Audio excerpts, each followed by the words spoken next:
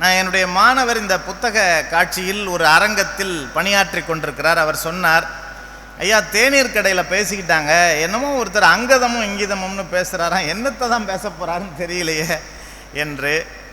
ஆனால் வித்தியாசமாக இருக்குது தலைப்பு என்று அவர்கள் பேசிக்கொண்டார்கள் ஐயா என்று சொன்னார். அங்கதம் என்றால் வேறொன்றும் இல்லை, அது நம் பேச்சு வழக்கில் வட்டார வழக்கில் நம்முடைய கிராமங்களில் பேசுகிற ஒரு முறைமை. எல்லல் என்றும் பகடி என்றும் கேலி என்றும் கிண்டல் என்றும் நையாண்டி என்றும் சொல்லப்படுகிற ஒரு எடுத்துரைப்பு முறைமைதான் அங்கதம். சட்டையர் என்று ஆங்கிலத்தில் சொல்லுவார்கள், பொலிட்டிக்கல் சட்டையர் என்றும் பேசுவார்கள். ஒரு முறை தமிழகத்தினுடைய மேனாள் முதலமைச்சர் டாக்டர் கலைஞர் அவர்கள் தொடர்ந்து சோகால்டு சோ என்பவரால் கிண்டல் அடிக்கப்பட்டு கொண்டே இருந்தார் பத்திரிகைகளில். அப்போது அவர் எதிர்க்கட்சி தலைவராக இருந்தார் டாக்டர் கலைஞர். அப்போது கலைஞர் அவர்களிடம் கேட்கப்பட்டது, இப்போது நடந்து கொண்டிருக்கிற ஆட்சி முறை எப்படி இருக்கிறது என்று கேட்டபோது சோவின் தலையை போல் இருக்கிறது என்று அவர்கள் பகடி செய்தார்கள். இப்படியான பகடி எல்லல் இதெல்லாம் தான் அங்கதம் என்று சொல்லப்படுகிறது. அது ஒரு உத்தி முறை. யாருக்கு பயப்படுறாங்களோ பயப்பட மாட்டாங்களோ அங்கதம் ஆடுகிறவர்களிடம் சற்று பயப்படுவார்கள். காட்டூர் மேல்நிலைப் பள்ளியில் நான் பணியாற்றுகிற போது ஒரு ஆசிரியர் கேட்பார், என்னையா நான் வேலி போத்த பிடுங்கி அடிக்கிற மாதிரி அடிக்கிறேன், பசங்கள்லாம் ஒருத்தனும் பயப்பட மாட்டேங்கிறான், ஆனால் உனக்கு எப்படியா கட்டுப்படுறான் பயப்படுறான் அப்படின்னு சொல்லுவார், கேட்பார். அப்போ ஒரு கிண்டலாக கேலியாக அங்கதமாக நாம் உரையாடுகிற போது அதனுடைய தனித்துவம் வேறு மாதிரியாக இருக்கும். இங்கிதமாக எதையும் எடுத்து சொல்லிவிட முடியும். குறைகளின் கண்டனப்பாட்டு அங்கதம் என்று ஜான்சன் சொல்லுகிறார். ஜான்சன் இந்த அங்கதத்தை வரையறுக்க வருகிற போது இது குறைகளின் கண்டனப்பாட்டு என்று பேசுகிறார். எனவே குறைகளை சுட்டி காட்டுவதற்கு, இங்கிதமாக சுட்டி காட்டி திருத்துவதற்கு, இந்த மண்ணில் சமூக நீதியை நிலைநாட்டுவதற்கான அனைத்து வழிவகைகளுக்குமான ஒரு எடுத்துரைப்பு முறைமையை அங்கதம் கொண்டிருக்கிறது என்று நாம் பார்க்கலாம். நீங்கள் ஔவையாரை பற்றி பேசுகிற போது, ஔவையார் ஒரு 5க்கும் மேலான ஔவையார்களை சங்க மரபிலிருந்து இன்று வரை உள்ள பரப்பில், தமிழ் இலக்கிய பரப்பில் பார்க்கிறோம், பேசுகிறோம். அதில் ஒரு ஔவையார் தையல் சொல் கேளேல் என்று பேசுகிறார். பொம்பளை பேச்சை கேட்காத என்று ஒரு பெண்ணின் வாயால் சொல்ல வைத்திருக்கிற ஆணாதிக்க சமூகம். ஆறுவது சினம் என்று பேசுகிறார். இதற்கெல்லாம் எதிராக பாரதி புதிய ஆத்திச்சூடியில் ரௌத்திரம் பழகு, போர்த்தொழில் பழகு என்று பேசினார். ஔவையார் உண்டி சுருக்குதல் பெண்டிற்கழகு என்று எழுத ஊன்மிக விரும்பு என்று பாரதி எழுதினார். தையலை உயர்வு செய் என்று பாரதி எழுதினார். ஆணாக இருந்த பாரதி இப்படி எழுதுகிறார், பெண்ணாக இருந்த ஔவையார் தையல் சொல் கேளேல் என்று எழுதுகிறார். இப்படி சமூக முரண்பாட்டுக்கு இடையில் படைப்பாளிகள் அவரவர்கள் நனவு நிலை என்னவாக இருக்கிறதோ அதிலிருந்து பேசத் தொடங்குகிறார்கள். ஆனாலும் ஒரு ஔவை இருந்திருக்கிறாள், அங்கதத்தில் சிறந்த ஔவை. கம்பர் ஔவையை ஒரு பெண் கவியாக இருந்தார், சிறப்பு பெற்றார் என்பதனாலேயே என்னவோ கம்பர் ஒரு இடத்தில் ஔவையை வீழ்த்த நினைத்து அவரை ஒரு பாடல் அடியில் அவரை கிண்டலிடுகிறார். ஒரு காலடி நாலிலை பந்தலடி என்று தொடங்குகிற ஒரு பாடலை கம்பர் பேசுகிறார். இப்போ இதில் 2 தடவை அடி அடின்னு வருது. பெண்ணை இழிவுபடுத்தும் முகமாக ஒரு காலடி நாலிலை பந்தலடி என்று சொல்லுகிற போது இந்த 5 ஔவைகளில் ஒரு ஔவை, சுயமரியாதை சுடரொளியாக இருந்த ஔவை கிளர்ந்தெழுந்து திரும்ப 2 முறை டா போட்டு கம்பரை பேசியிருக்கிறார் பாட்டிலேயே. இது ஒரு அங்கதம். 8.25 லட்சணமே யமனேறும் பரியே,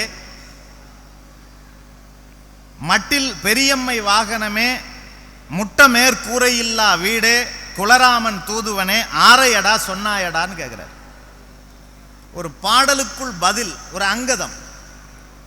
ஆரைக்கீரையை தானடா சொன்ன என்று கேட்பதாக நேரடியாக பதில் சொல்லலை. ஆரையடா சொன்னையாடான்னு சொல்லலை. என்னென்னலாம் திட்ட முடியுமோ அவ்வளவும் திட்டாரு பாருங்க.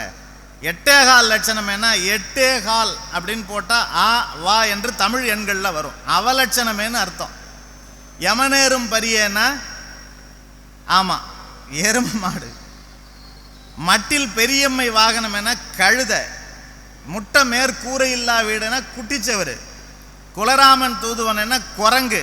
ஆரையடா சொன்னாயடா என்று ஒரு ஆண் ஒரு பெண்ணை அடி அடி என்று பேசியதற்காக அந்த காலத்தில் சுயமரியாதையாக அங்கதமாடி இருக்கிற ஒரு பாட்டாக இந்த பாட்டை நாம் புரிந்து கொள்ளுகிறோம்.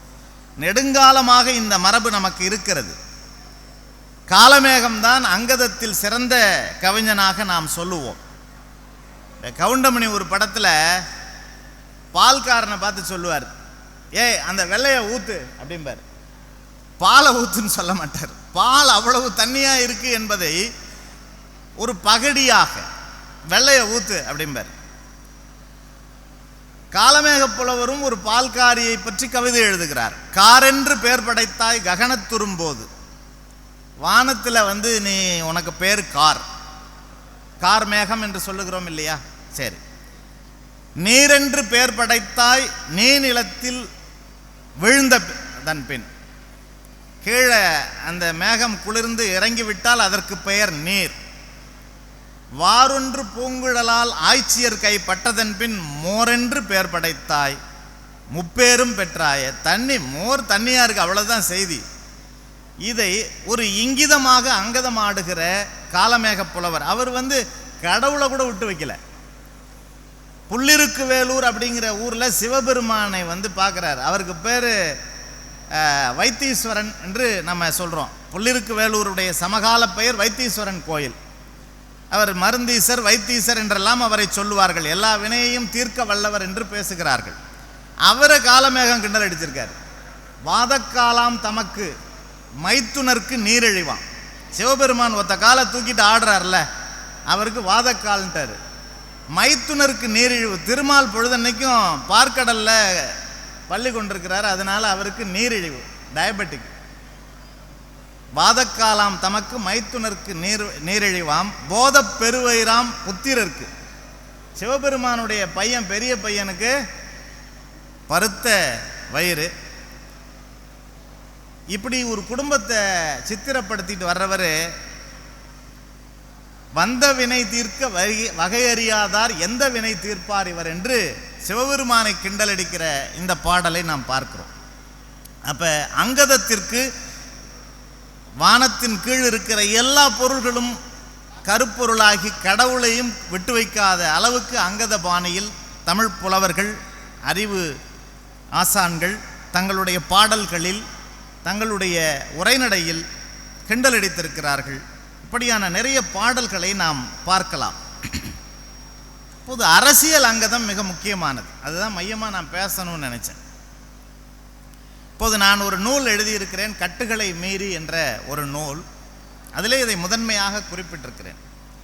இன்றைக்கு நாம் வசதியாக உட்கார்ந்திருக்கிறோம். இவ்வளவு சகோதரிகளை பார்க்கிற போது, பெண்களை பார்க்கிற போது மிக மகிழ்ச்சியாக இருக்கிறது. ஆனால் ஒரு காலத்தில் பெண்கள் வெளியரங்குக்கு வர முடியாது. பெண்கள் வீட்டிற்குள்ளேயே இருக்க வேண்டும். சத்யஜித் ரே ஒரு படம் எடுத்தார், இந்தியாவின் ஆகச்சிறந்த இயக்குனர். அந்த படத்தில் வீட்டிற்கு வந்திருக்கிற விருந்தாளி அண்ணன் உட்கார்ந்துருக்காங்கன்னா வரவேற்பறையில் இருக்காங்க. அடுக்கலையிலிருந்து மனைவி வரணும், வாங்கன்னு சொல்லி காஃபி கொடுக்க வரணும். இந்த காட்சியை சத்யஜித் ரே மிக மிக மெதுவாக நழுவி செல்லுகிற ஸ்லோ மோஷன் காட்சியாக வைத்திருந்தார். படத்தை பார்த்தவர்களெல்லாம் சத்யஜித் ரே கிட்ட விமர்சனம் சொன்னாங்க, என்னங்க அலுப்பா இருக்கு, ரொம்ப போர் அடிக்குது, ஏன் அந்த இடத்துல ஒரு ஸ்லோ மோஷனை வச்சிங்க அப்படின்னு. சத்யஜித் ரே சொன்னார், ஒரு பெண் அடுக்கலையிலிருந்து வரவேற்பறை வருவதற்கு மிக நீண்ட காலம் எடுத்துக்கொண்ட போராட்ட காலத்தை நான் உவமிக்கிறதுக்காக இந்த காட்சியை மெதுவாக நகரும் காட்சியாக வைத்தேன் என்று சொன்னார். அப்ப பெண்கள் இன்றைக்கு இவ்வளவு வந்திருக்கிறீர்கள் என்றால் எவ்வளவு போராட்டங்களை கடந்து வர வேண்டியது இருக்கிறது. திருவிதாங்கூர் சமஸ்தானத்தில் ஒரு குறிப்பிட்ட சில சாதிகளை தவிர மற்றைய சாதி பெண்கள் மார்பை மறைக்கக்கூடாது என்கிற எழுதப்படாத சட்டம் இருந்தது. இதெல்லாம் மறந்து போன தலைமுறைக்கு நினைவுபடுத்த வேண்டும். மார்பை மறைக்க முடியாது. அப்ப மார்பினுடைய அளவுக்கு தகுந்தாற் போல வரி விதிப்பும் உண்டு. திப்பு சுல்தான் மிக எரிச்சல் அடைந்து போய், உன்னுடைய சமஸ்தானத்தில் நான் போர் தொடுப்பேன், இதனை உடனடியாக மாற்றாவிட்டால் என்று மிரட்டி பார்க்கிறார். ஆனால் அப்போது கூட அந்த பெரிய மாற்றங்கள் வரவில்லை.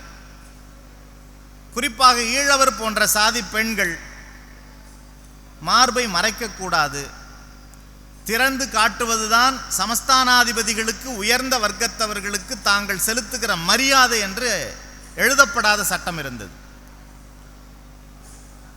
அங்கெல்லாம் பெயர் வைக்கிற போது திருநாள் நட்சத்திர அடிப்படையில் சமஸ்தானாதிபதிகளுக்கு பெயர் வைப்பார்கள். சுவாதி திருநாள், மூலம் திருநாள் என்றெல்லாம் வைப்பார்கள். சுவாதி திருநாள் என்று ஒரு கீர்த்தனை பாடக்கூடிய ஒரு மிக முக்கியமான இசை ஆளுமை இருந்தார். மூலம் திருநாள் என்ற ஒரு அந்த சமஸ்தானாதிபதியினுடைய வம்சாவளியைச் சேர்ந்த ஒருவர் பார்வையிட வருகிறார். நாளைக்கு பார்வையிட வர்றாருன்னா இன்னைக்கே உயர் அதிகாரிகள் எல்லாம், காரியதரிசிகள் எல்லாம் சொல்லுகிறார்கள், நாளைக்கு நம்முடைய சமஸ்தானாதிபதி நம்மை பார்க்க வருகிறார், எப்போதும் அவருக்கு அளிக்கிற மரியாதையை விட இந்த முறை அதிக மரியாதையை அளிக்க வேண்டும் என்று சொல்லுகிறார்கள். சரி, மரியாதை கொடுத்துட்டா சரியா போச்சு. மறுநாள் மூலம் திருநாள் பல்லக்கில் வந்து கொண்டிருக்கிறார். அங்கு குழுமி இருந்த அத்துணை பெண்களும் இதை சொல்லலாம், தவறில்லை, இது போன்ற அரங்கத்தில் தான் இதை பேச வேண்டும், காலங்காலமாக இழிவுபடுத்தி மார்பை மறைக்கக்கூடாது என்பது அசிங்கம் என்றால் அதற்கு அந்த பெண்கள் செய்த எதிரீடு நிகழ்வையும் நாம் அசிங்கமாக பார்க்க வேண்டியதில்லை, ஒரு எதிர்ப்பின் கலக குரலாக, ஒரு அங்கத மாடலாக பார்க்கலாம். மூலம் திருநாள் மறுநாள் வந்தபோது அங்கிருந்தவர்கள் தன்னுடைய கீழாடையை தூக்கி காட்டிவிட்டார்கள். அவர் வெட்கி நாணி தலைகுனிந்து திரும்ப போய்விட்டார். மறுநாள் அந்த காரியதரிசி புலம்பி தீர்த்துட்டார், என்ன இப்படி பண்ணிட்டீங்க, அவமானப்படுத்திட்டீங்க, என்ன பண்ணிட்டீங்க? அப்போது சொன்னார்கள், நீங்க சொன்னீங்க இதுவரைக்கும் கொடுத்த மரியாதையை விட அதிகமான மரியாதை, இதுவரைக்கும் நாங்கள் மேலே மறைக்கலை, இப்போ அதை விட அதிக மரியாதை கொடுக்கணும்னா நாங்கள் கீழேயும் மறைக்க முடியாது என்று அவர்கள் பதில் சொன்னார்கள். நண்பர்களே, ஒரு அங்கதம் என்ன செய்யும் என்றால், இந்த நிகழ்வுக்கு பிறகு, அதுக்கு பிறகு தோல் சீலை போராட்டம் போன்ற பெரிய நிகழ்வுகள் எல்லாம் நடந்தன. ஆனால் இது ஒரு பெரிய உறுத்தலான இந்த அங்கதத்தினுடைய விளைவாக அங்கு மார்பை மறைக்கலாம் என்கிற ஒரு மாற்றம் வந்தது என்று நாம் புரிந்து கொள்ள வேண்டியது இருக்கிறது. இப்போ ஒரு பகடி பண்ணுறதுனால, ஒரு எள்ளி நகையாடுறதுனால, ஒரு அங்கதம் ஆடுவதனால என்ன செய்துவிட முடியும் என்றால், நிச்சயமாக சமூகத்தில் மாற்றத்தை உருவாக்குவதற்கு ஒரு உந்து சக்தியாக அந்த நரேஷன், அந்த எடுத்துரைப்பு இருக்கிறது என்று நாம் பார்க்கிறோம். பிறகு சமகாலத்துக்கு வந்தால் நீங்கள் படைப்பாக்கம் என்றில்லை, ஒரு கருத்து படத்தில் கூட அங்கதத்தை நீங்கள் சேர்த்து பார்க்கலாம். மதி ஒரு கார்ட்டூனிஸ்ட் தினமணியில் இருந்தார், உங்களுக்கு தெரிந்திருக்கும். அவருடைய புகழ்பெற்ற கார்ட்டூன் கருத்து படம். அப்போ அந்த சமயத்தில் ஒரு பெரிய சாமியார், பெரியவா, ஒரு கொலை வழக்கில் கைது செய்யப்பட்டிருந்தார். இன்னொரு சாமியார் உள்ளூர் சிறைச்சாலையில் இருந்தார். இதை ரெண்டையும் கனெக்ட் பண்ணி மதி ஒரு கார்ட்டூன் போட்டார். அது ஒரு கவிதையை போல இருந்தது.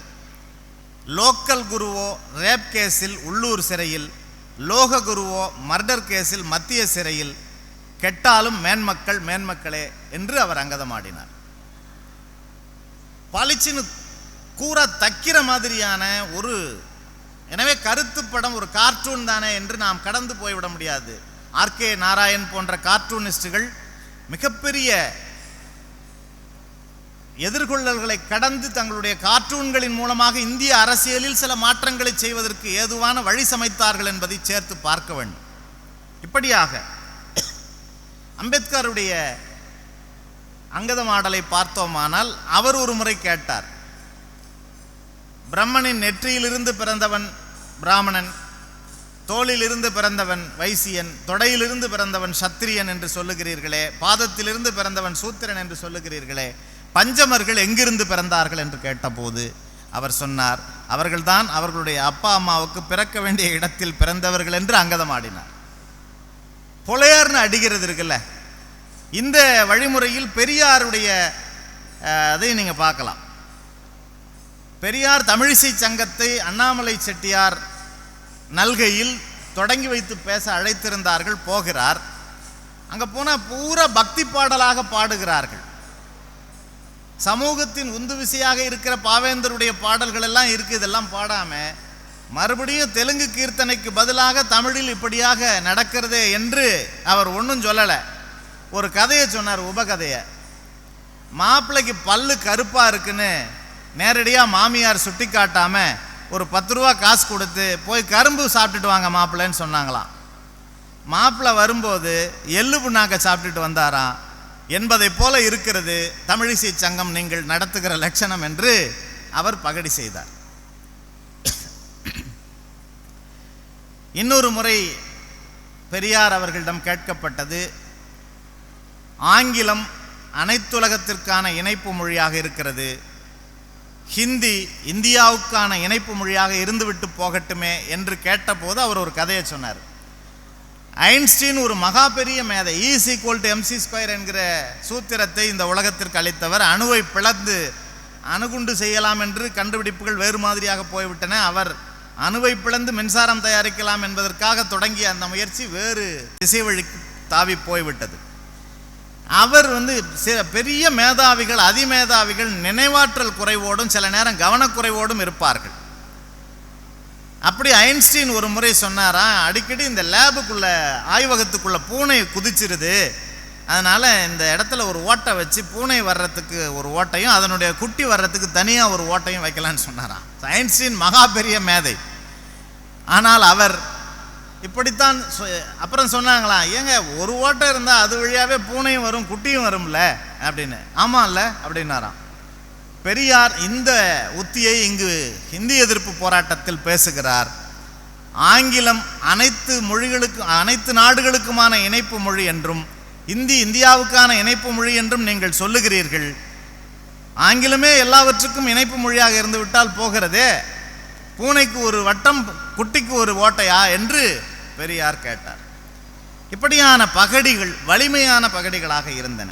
மாப்போசி தொடர்ந்து அண்ணாவை எதிர்த்து அரசியல் செய்து கொண்டிருக்கிற போது ஒரு முறை அண்ணாவை பார்க்கிறார். அவரிடம் ஒரு கூட்டணி கட்டுவதற்கான மாற்றம் வந்த பிறகு அண்ணா கிட்ட வர்றாரு.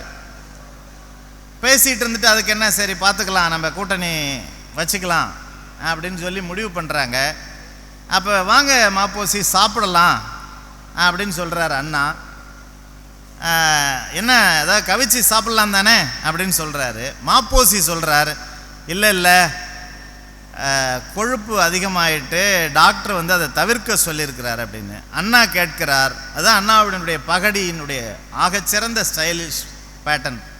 அவர் சொல்கிறாரு, கொழுப்பு இருக்குது டாக்டர் சொல்லிட்டார் அப்படின்னு சொன்ன உடனே டாக்டருக்கும் இது தெரிஞ்சிட்டான்னு அண்ணா கேட்டாரா. எப்படியான ஒரு அங்கதம் பாருங்க.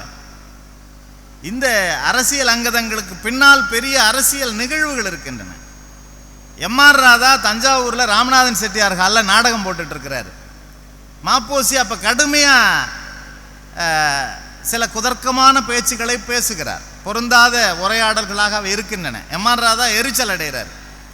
இப்போ அன்றைய நாடகத்தில் பெரியம்மா செத்து போகிற ஒரு காட்சி. இந்த ஸ்பான்டேனியஸாக அந்தந்த நேரத்தில் வசனத்தை இடைச்செருகளாக சேர்த்து விடுவார் எம்.ஆர். ராதா என்று சொல்லுவார்கள். அவர் எழுதப்பட்ட ஸ்கிரிப்ட்ல இருந்து பேச மாட்டார், திடீர்னு பேசுவார். எல்லாருக்கும் ஆச்சரியமா இருக்கும். அப்போ சொன்னாராம், பெரியம்மா செத்துட்டேன்னு அழுகுற காட்சி.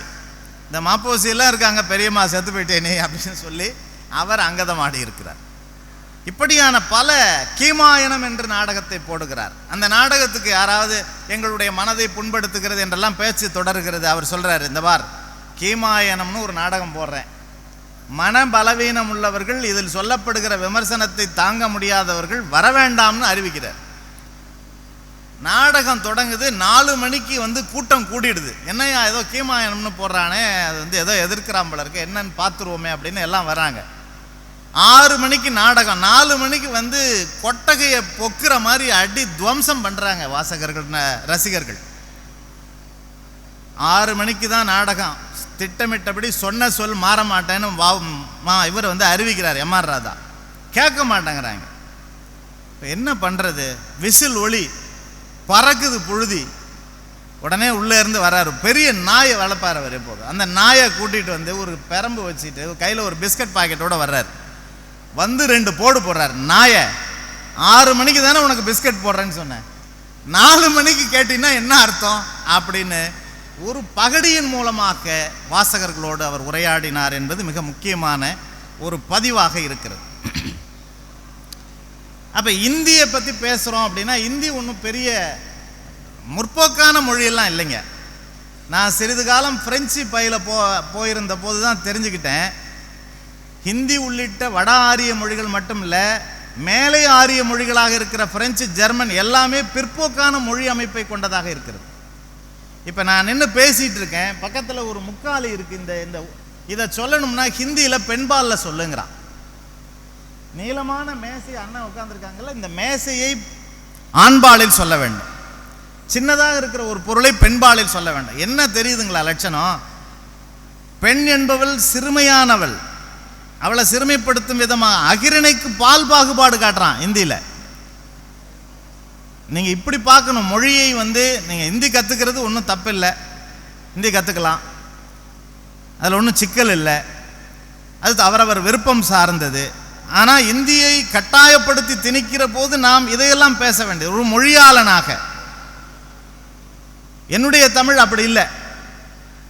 அதில் உயர்திணைக்கு மட்டும்தான் பால் பாகுபாடு, ஆண்பால் பெண்பால் ஒன்றன்பால் பலர்பால் பலவின்பால் என்று நாம் பால்களை பகுக்கிறோம். ஆனால் ஜடப்பொருளுக்கு பால் பாகுபாடு கொடுக்கிறது இந்தியில் இருக்கு. சின்ன பொருளை பெண்பாலிலும் பெரிய பொருளை ஆண்பாலிலும் சொல்ல வேண்டியது என்கிற இழிவு உள்ளிட்ட பிற்போக்கு புராண புழுகுகளை, ஏற்றத்தாழ்வு ஹயரார்கி என்று சொல்லக்கூடிய இந்த படிநிலைகளை ஆதரிக்கிற அது சார்ந்த மூல வளங்களை கொண்ட மொழியாக இந்தி இருக்கிறது என்பதுதான் கூடுதலாக நாம் வலிமையாக பார்க்க வேண்டியதாக இருக்கிறது. எனவே தான் இந்திய எதிர்ப்பு போராட்டம் நடக்கிற போது மாவீரன் பட்டுக்கோட்டை அழகிரி தலைமையில் ஒரு பெரிய ஊர்வலம் பேரணியாக புறப்பட்டு வருகிறார்கள். அப்போது கழுதையை ஓட்டி விடுகிறார்கள் அந்த கூட்டத்தில். இப்ப மாப்போசி எப்படி நாயை மேடையில் வச்சு 2 அடி அடிச்சாரு, நாயை 6 மணிக்கு தானே ரொட்டி போடுறேன்னு சொன்னேன், 4 மணிக்கே கேட்குற என்று எப்படி இடையீடு செய்தாரோ அதை போல மாவீரன் பட்டுக்கோட்டை அழகிரி அவர் மீது ஏவி விடப்பட்ட கழுதையை கையில் பிடித்து கொண்டு 2 அடி வச்சார். இந்திய திணிக்காத, இந்திய திணிக்காதன்னு சொல்றனே கேட்குறியா கழுதைய என்று எந்த கழுதைகளுக்கு சொல்ல வேண்டுமோ அந்த கழுதைகளுக்கு தெளிவாக, துளக்கமாக, காத்திரமாக மாவீரன் அழகிரி சொன்னார் என்பது ஒரு அங்கதம்தான். அண்ணன் கூட சொன்னார் அவருடைய கவிதையில், 2 அடி கொடுத்தால் திருந்துவாய் எனில் வள்ளுவரிடம் வாங்கு என்று சொன்னார். வள்ளுவர் 2 அடியில் திருக்குறள் எழுதியிருக்காருங்கிறத இவர் எப்படி பகடி பண்றாரு பாருங்க. 2 அடி கொடுத்தாதான் திருந்துவாய் எனில் வள்ளுவரிடம் வாங்கு என்று பேசுகிறார். இப்படி நிறைய பேசிக்கிட்டே போகலாம். சாத்தூர் லட்சுமண பெருமாள் என்று ஒரு படைப்பாளி இருக்கிறார். சமகாலத்துக்கு வந்தோம்னா அவருடைய பகடி ரொம்ப பேர் பெற்ற பகடி. அவர் நாடக குழுக்களுக்கு போன போது அந்த காலத்தில் பாலர் நாடக சபைகளுக்கு போகிறவர்கள் ஒரு வேளையாவது நிம்மதியாக சாப்பிடுவார்கள் என்கிற நெருக்கடியின் காரணமாக, வறுமையின் காரணமாக நாடகத்திற்கு சென்றார்கள் என்கிற வரலாற்று குறிப்பை புரிந்து கொள்ள வேண்டும். ரொம்ப கஷ்டப்படுறாரு. அவங்க பாட்டி வீட்டில் வளர்றாரு, ஆடு மேய்ச்சிட்டு இருக்கிறாரு. போலீஸ்காரர் திடுன்னு வர்றாரு. வந்தோடனே இவர் பயந்து ஓடுறார். ஏன்னா கிராமத்தில் பசங்களுக்கு போலீஸை கண்டா பயம். போலீஸ் அங்கேருந்து விரட்டி பிடிக்கிறார். ஏன் என்ன கண்டா நான் ஓடுற, பயிரில் மேய்ச்சி ஆட்ட அப்படின்னு சொல்கிறாரு. அவர் ஒவ்வொன்று அழுதுட்டு பாட்டிக்கிட்ட போகிறார். பாட்டி என்ன சொல்கிறாங்க, ஐயோ தாயில்லா பிள்ளை என்கிட்ட வளர்றான், ரொம்ப கஷ்டப்படுறோம், அவனை ஒன்றும் செஞ்சிடாதீங்க, 2 படி பயிர் இருக்கு எடுத்துகிட்டு போகிறீங்களா அப்படின்னு கொடுக்குறாங்க. இது கூட ஒரு பகடி தான். பயிரை வாங்கி கொண்டு போகிறார். அப்புறம் இனிமேல் நான் இந்த ஆடு மேய்க்கிற வேலையெல்லாம் செய்ய மாட்டேன்னு இந்த சிறுவன் சொல்லவே ஒரு பாலர் நாடக சபையில் கொண்டு சேர்த்து விட்டுறாங்க. பாலர் நாடக சபையில் சேர்த்து விட்டோன்னே அவருக்கு ஒரு கேரக்டர் கொடுக்குறாங்க. லவகுசா நாடகம், லவனா அவர் நடிக்கணும். ஒரே வசனம்தான், சின்ன பையன், பொடி பையன், ஒரே ஒரு வரி வசனம், கண்டேன் கண்டேன், அவ்வளோதான். இந்த வசனத்தை சொல்லணும். நாடகம் நடந்துகிட்ருக்கு. லவன் வர்ற நேரத்தில் நீ தூங்குடாப்பா, உன்னை எழுப்பி சொல்ல சொல்கிறேன் அப்படின்னு சொல்லி ராஜபாட்டு ஸ்திரீ பாட்டு அங்கே நடிக்கிறவங்க எல்லாம் சொல்லி அவரை படுக்க வச்சுருக்காங்க. இதுக்கிடையில் நாள் அவர் அன்னைக்கு தான் முதல்ல அந்த நாடக குழுவுக்கு வந்திருக்காரு.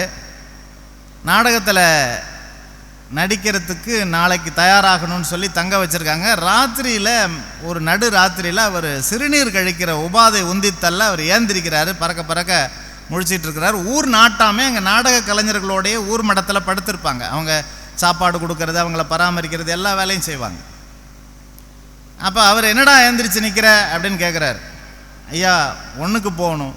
சரி வா என்று போகிற போது, நான் அண்ணன் காதலாகி கசிந்துருகி கண்ணீர் மல்கின வரிகளை சொன்னார்னு சொன்னேன்ல, அதுபோல் அங்கே ஒரு காதல் காட்சி நடந்துகிட்ருக்கு. அதை தெரியாதனமாக பார்த்துடுறாங்க. யாருன்னா ராவணனாக இருக்கிறவரும் சீதையாக நடிக்கிறவருக்கும் இடையிலான காதல் காட்சி அது. அதை பார்த்துடுறார். இந்த பையன் பார்த்துடுறான். தலையாரியும் சரின்ட்டு போயிட்டு இதை ஒன்றும் ஒரு இங்கிதமாக நகர்ந்து போயிடுறாங்க. மறுநாள் நாடகத்தில் பையன் எழுப்பி விட்டு, உனக்கான டயலாக் பேசணும், ஏந்திரி அப்படின்னு சொல்கிறார். அவர் உடனே ஏந்திரிக்கிறார். பையன் ஏந்திரிக்கிறான். வசனம் அவர் சொல்லணும். கண்டேன் கண்டேன் அப்படிங்கிறான். தலையாரி சும்மா இருக்கலாம்ல, ஆமாமா நானும் கண்டேன் அப்படின்ட்டார். அவர் ஏந்திரிச்சு. இப்படி சமூகத்தில் நடக்கிற அனைத்து நிகழ்வுகளும் பகடியாக நமக்கு புதிய தகவல்களை ஆக்ரோஷமாக எதிர்க்க வேண்டிய சமூக அநீதி சார்ந்த கோபாக்கினியான கேள்வி கணைகளை தொடுத்து நிற்கின்றன என்பதை நாம் பார்க்கிறோம். கந்தர்வன், நான் ஒரு 5 மணித்துளிகளுக்குள்ள முடிச்சிடுறேன். கந்தர்வன் சொல்கிறாரு ஒரு கவிதையில், ஆரியபட்டா வானத்தை கிழித்தது, அணுகுண்டு சோதனை பூமியை கிழித்தது, அரைக்கை சட்டை கிழிந்தது மட்டும் மனதில் நிற்கிறது. பிள்ளை வேண்டாம் என்று கருப்பையை கிழித்தார்கள், உணவும் எதற்கென்று இனி இறைப்பையை கிழிப்பார்கள். எல்லாம் கிழிந்த எங்கள் தேசத்தில் வாய் கிழிவது மட்டும் வகை வகையாக இருக்கிறது என்று கந்தர்வன் எழுதினார். மேடைக்கு மேடை கொட்டி முழக்கிறது தான் நடந்துகிட்டு இருக்கு அப்படின்னு அவர் பேசுகிறார். மீரா ஒரு இடத்துல பெருங்காயம்னு எழுதுறார். காயம் அண்ணெல்லாம் படித்து மகிழ்ந்த கவிதைகள், எங்களுக்கு சொன்ன கவிதை. அவர் ஒரு 3 காட்சியை வைக்கிறார். சின்ன கவிதை, சிந்தனைக்குரிய செய்திகள் 3. இந்த கவிதையோட தலைப்பு பெருங்காயம். சிந்தனைக்குரிய செய்திகள் 3. மேகமலையில் விமான விபத்து, 3 பேருக்கு முதுகில் காயம். ஜெஸ்ஸூர் முனையில் நடந்த சண்டையில் 30 பேருக்கு முகத்தில் காயம். சித்திரை வீதியில் சினிமா நடிகை ஸ்ரீயை திக்குமுக்காட செய்த கும்பலில் சிக்கிய 60 பேருக்கு முதுகில் முகத்தில் நெஞ்சில் காயம். தலைப்பு பெருங்காயம். இப்போ நம்ம அண்மை காலத்தில் நடக்கிற இந்த பகடிகள், இந்த அங்கதமாடல்கள் எல்லாம் நம்ம பார்த்துட்டு இருக்கிறோம். எப்படி இந்த பிம்பங்கள் நம்மை ஆட்டி படைக்கின்றன, செல்லுலாய்டு பிம்பங்கள் என்பதை பார்க்கிறோம். நீங்கள் நிற்பதுவே நடப்பதுவே பறப்பதுவே பாட்டை கேட்குறோம் பாரதி படத்தில். அதுக்கு பின்னாடி ஒரு சம்பவம் இருக்கு. எல்லாம் மாயை என்று ஆதிசங்கரர் பேசுகிறார். அதை சொல்லிக்கொண்டு கிருஷ்ணதேவராயர் அவைக்கு ஒருத்தன் வர்றான். எல்லாம் மாயை. கிருஷ்ணதேவராயருக்கு ஆகா அருமையான அத்வைத தத்துவத்தை சொன்னாயப்பா அப்படின்னு பரிசெல்லாம் கொடுக்குறார். தென்னாலிராமன் சொல்கிறான், கொடுக்காதீங்க, ஏண்டா உனக்கு என்ன, இல்லை அவரை கொஞ்சம் சோதிக்கணும் அப்படின்னு சொல்லி அவரை அழைத்து போய் ஒரு அறையில் தங்க வைக்கிறான்.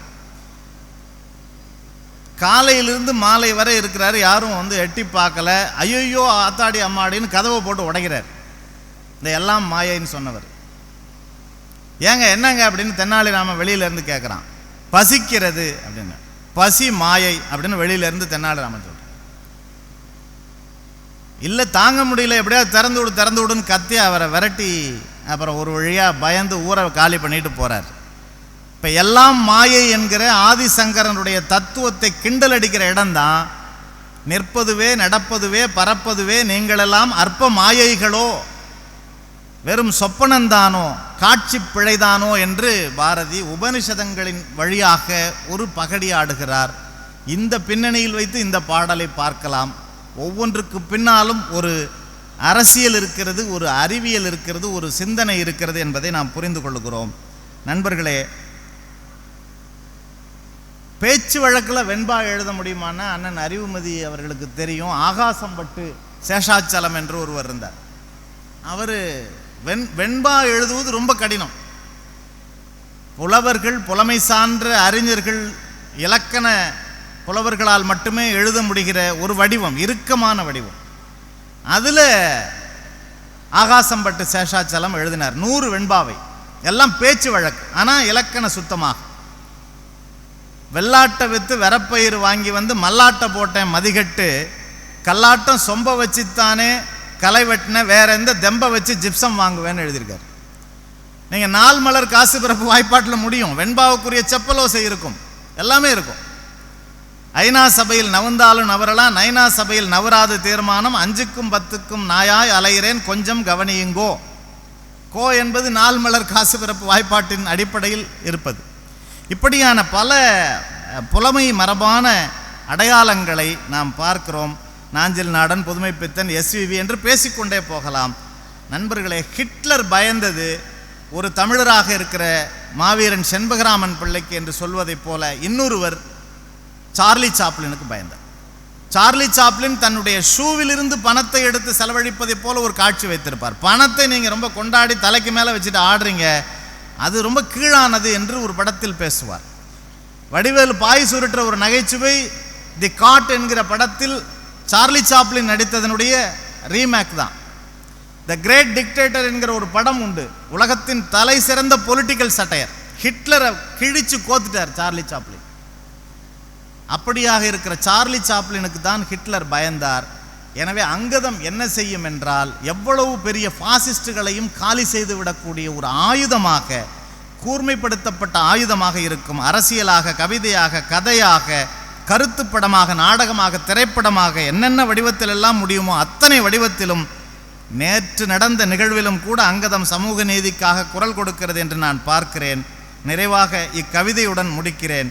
சாதி, இப்போவெல்லாம் யாருங்க ஜாதி பார்க்குறா? நேற்று முந்தா நாள் நடந்த சம்பவத்தை நினச்சிங்க. இப்போவெல்லாம் யாருங்க ஜாதி பார்க்குறா? ரொம்ப சரியாக சொன்னீங்க. நீங்கள் சொல்கிறது உண்மைங்க. இவங்க எல்லாம் எந்த காலத்தில் இருக்காங்க, என்ன சொல்கிறீங்க? அட ஆமாங்க, இப்போல்லாம் யார் பார்க்குறதும் கிடையாது, யாரும் சாதி பார்க்குறது கிடையாது.